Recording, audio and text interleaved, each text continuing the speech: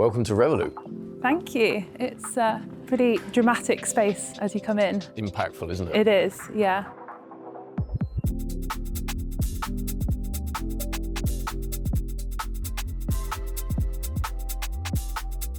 Maybe you could tell me a little bit about the concept behind the design. Yeah, so it was very much orientated around this concept of creating two very distinct environments. The first of which was to showcase the brand, and we termed the visionary environments. And the second of which was very much around the staff and the employees, creating what we call performance-orientated environments. But this double height space has allowed us to choreograph a really interesting client journey and experience. Yeah, I mean, you mentioned there the double height space. I mean, you're immediately drawn to those windows. It's an incredible view out there. Absolutely, and that's something that we really wanted to try and almost not fight against, but try and counter, because so often when you come into landmark buildings, your immediate instinct as a visitor is to go to the perimeter of the building, actually to look at those views. Because we wanted to showcase the brand in this space, we actually wanted to try and grab the audience and reorientate them and turn them back into the building itself. So when you come in, as it opens up, yes, you're drawn through to the reception desk and this fantastic transparent OLED screen we've got, but then immediately you start to recognize the digital ribbon that we've introduced here, and so you turn around and you're absorbed into that. So as a visitor, we're now drawn into this experience walk. Can you tell me a little bit more about it? Yeah, absolutely. So it's the sweeping organic forms that really draw anybody that comes into this space through into this environment. And we're actually stood below the mezzanine level that we created here. So it was a moment of constriction and then release as you come through in and out of the tunnel. But also it's an opportunity to immerse people in the full brand experience. The ways in which we've taken these LED panels up and over into these arches and created this repetition of colour and excitement. It's a real wow moment for us. Yeah, absolutely. It's lots of those amazing sort of surprise moments on your journey. Yeah, absolutely. Let's have a look. Okay.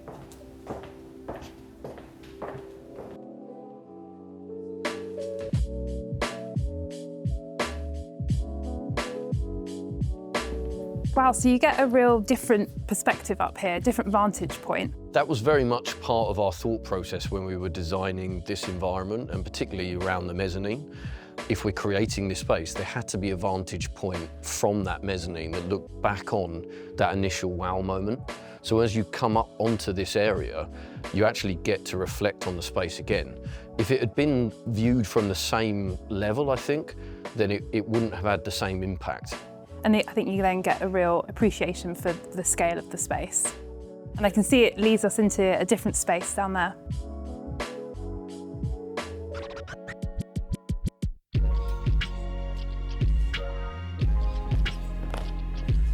So we're now in the auditorium space, which is quite a unique space for an office. How did you get to include that into the project? Yeah, it is really unique, and it's not actually something that the client asked for as part of their brief. It was something that we really introduced to the project, because we wanted something that would be a bit of a collision point between the visionary spaces and the performance-orientated spaces. So this is not only an environment for product launches and other sort of hosted events, but it's also a space that the team can use. So they can use it for town halls, or they can come into this environment and even have cinema nights or that sort of thing, watch the World Cup, who knows. So it really acts as that multi-purpose space that joins the two types of environments together.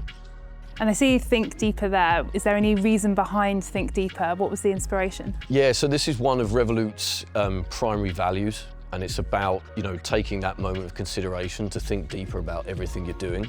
So it just seemed so apt for this kind of environment for us to integrate that. And these infinity panels here that create that branding moment, they're actually motorized, so you can flip a switch and they slide back to reveal what is essentially a huge LED screen that then, I think, ties into that whole ribbon experience when you come through. We've talked a lot about the visionary spaces and we've explored a number of them here, but I'd really like to show you around some of the performance-orientated spaces, because this is where the team is going to live. And we've brought some really interesting concepts into those environments. So I think we should go and explore them next. Great, let's go. So this is the first of our performance-orientated spaces. So what we've essentially done here is grouped the meeting rooms on each floor around a brand new central staircase to make sure that everyone's got quick, easy access to these team spaces. Yeah, it's definitely that speed of access. I mean, I think meeting room availability and finding a meeting room when you need it, the right size, is one of the biggest complaints that we see in offices. So having that easy access, I suppose, is certainly welcome.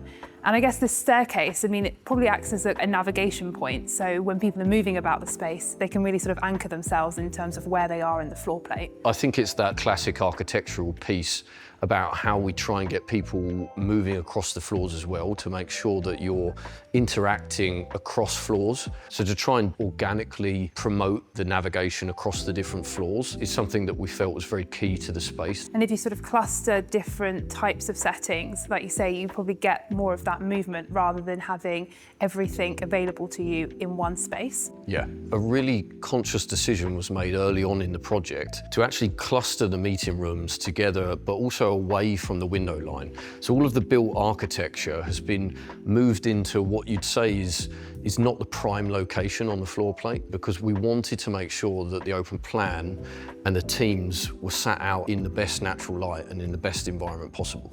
Okay, great. Should we take a look? Yeah, let's go.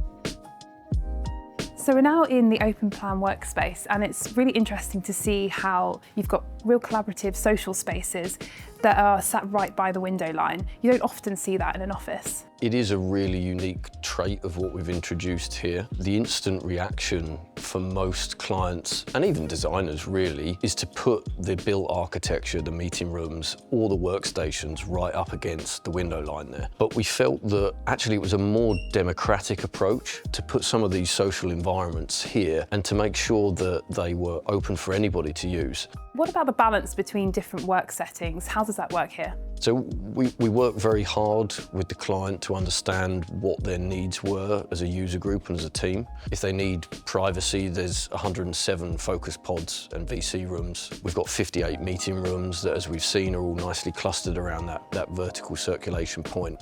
But also, so much of the floor plate is dedicated towards social interaction. So these areas that we've talked about around the perimeter, they are very much about not only collaborative moments, but about socializing within the team as well. But what I'd love to show you next is actually the primary social space within the entire facility we've created here, which is the barista bar. And I think that's where we should go next. Great.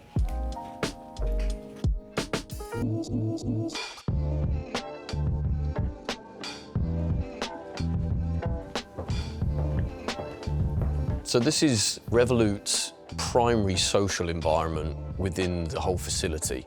Whilst there are a lot of areas dotted throughout the entirety of all 4 floors, we knew we wanted a dedicated space that was large enough to get a lot of people coming in throughout the day to interact and come together. This is very much the social hub in its collective form.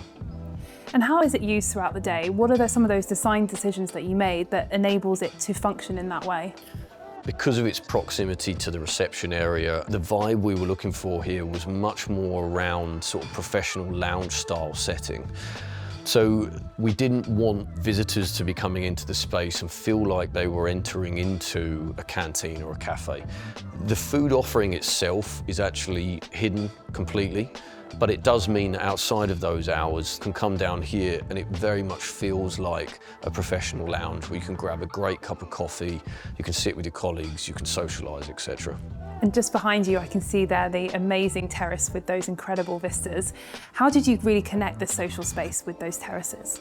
So very early on in the design process, we knew that we wanted to position the barista bar in this particular location on this particular floor because we felt it was so important to provide people with access to the outside space to make sure that when they're having their lunch break or when they're collaborating with each other, they can make full use of the facilities that the building offers.